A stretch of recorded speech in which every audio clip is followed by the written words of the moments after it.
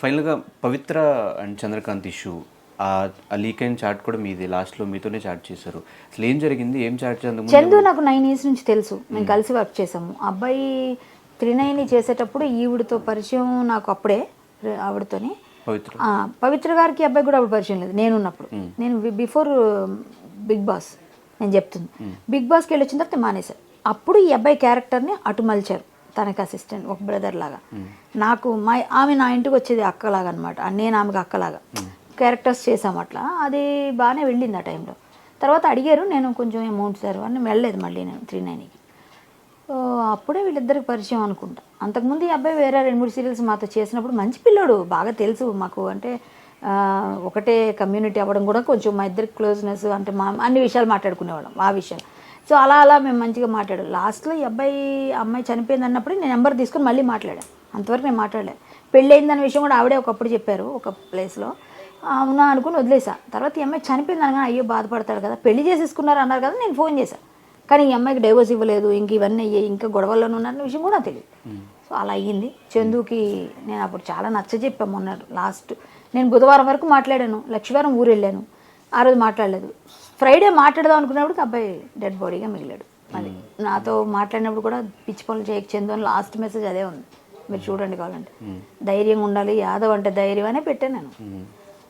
అబ్బాయి మంచిగా మాట్లాడాడు, అక్క అక్క అనేవాళ్ళు, అయితే కళ్యాణి గారిని పిలిచాడు. మంచి పిల్లోడమ్మా అబ్బాయి, మాత్రం మంచి అబ్బాయి, మంచి వర్త్ ఉంది, బాగా డెడికేటెడ్గా పనిచేసేవాడు, డెడికేషన్ ఉంది వర్క్లో. అలాంటి పిల్లోడు. కానీ అన్నిటికన్నా నాకు ఏమో అది నాకు లేదు, అప్పుడేమన్నా నేను చూడలేదు. నాకు అబ్బాయితో అంత మరి ఇంటిమేసి లేదు, ఓన్లీ షూటింగ్లోనే. అలాంటప్పుడు మేము మాట్లాడుకునేది ఏదైనా ఉంటే అంతవరకే.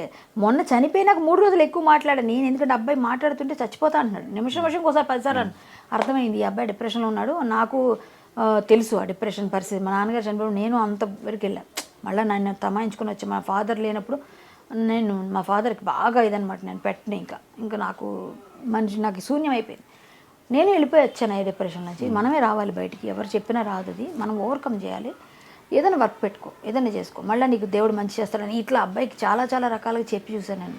కానీ అబ్బాయి అలాగేనండి అన్నాడు, అన్నీ మాట్లాడాడు, ఏమో చెప్పాడు. 3 రోజులు మాట్లాడిన తర్వాత మరి సడన్గా అసలు అంత ఏదో బాధలో ఉన్నాడు కదా అనుకున్నాను, కానీ ఇంత డెసిషన్ తీసుకుంటాడు అనుకోలేదు నేను. అంటే ఒక సైడ్ మేము చూస్తున్నప్పుడు ఇటు సైడ్ వీళ్ళది ట్రూ లవ్ కాదు, ఇప్పుడు లవ్ అనకూడదు మనం. ఏదైనా ట్రూ లవ్ చేసుకున్నారు కాబట్టి ట్రూ లవ్ ఒక కోసం చనిపోయాడు అని చెప్పి ఇట్లా అనిపిస్తుంది. ఇంకో పక్కన ఆమె అన్యాయం అయిపోయింది అని అటు సైడ్ అనిపిస్తుంది. అన్యాయం అయిపోయింది కాబట్టి నేనైతే విధిలిఖితం అంటానండి. ఒకటి, ఈ పవిత్ర చావు ద్వారా ఈ అబ్బాయికి రాసిపెట్టింది మారకం, చావు. ఆమె చావు ద్వారా ఈ అబ్బాయికి రాసిపెట్టింది. సో అదే భగవంతుడు రాసిందని మీరు నేను ఆపలేమనడానికి ఇది ఒక నిదర్శనం. ఎవరైనా ఇప్పుడు నీకు ప్రాబ్లం ఉందని చెప్పగలుగుతారు. ఆ చెప్పినప్పుడు చాలామంది చెప్పుంటారు, ఎందుకంటే ఆవిడతో చాలామంది చెప్పారంట. నాకు మొన్న చెప్పిన సీరియల్ వాళ్ళనట్లు ఆవిడ వద్దండి, ఎందుకంటే ఆవిడతో నేను చెప్పాము, వినలేదు అన్నారు. ఏమైంది ఇప్పుడు? వెళ్ళొద్దు నిప్పు అంటే వెళ్ళాడు. అదేదో పోను అనుకోకుండా ఆవిడకి ఏదో బ్యాడ్ టైము, ఆవిడ చనిపోయినాక అక్కడ పిల్లలు పోను పెద్దోళ్ళు అయిపోయారు, ఇక్కడ పిల్లలు అన్యాయం అయిపోయారుగా. నీ పిల్లలు, నువ్వు చేసింది ఎంత బ్లండర్ మిస్టేక్, నువ్వు వెధవ పని చేసావు మామూలుగా అయితే. ఆ పిల్లల లైఫ్ని తీసేసావుగా. ఇప్పుడు ఆవిడ వెళ్ళిపోయింది పోను, వెళ్ళిపోయిన తర్వాత నువ్వు సమాయించుకొని సరే చేసిన పాపము ఏదో అయిపోయింది, నా లైఫ్ పోయింది, ఇప్పుడైనా ఈవిడ జాగ్రత్త చూసుకుందాం, పిల్లల్ని చూసుకుందాం అని ఉండాలి కదా.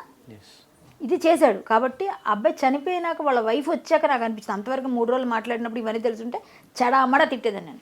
నాకు తెలియదు, తెలుసుంటే నేను ఇంకా గట్టిగా తిట్టేద్దును. అబ్బాయి కూడా ఆ చనువు ఉంది కాబట్టి ఏమీ తెలియదు. కానీ నాకు తెలియదు, ఆ తర్వాత బయటకు వచ్చిన విషయం, ఆ వైఫ్ వచ్చి మాట్లాడడం, వాళ్ళ అమ్మ నాన్న చెప్పడం, అప్పుడు తెలిసింది.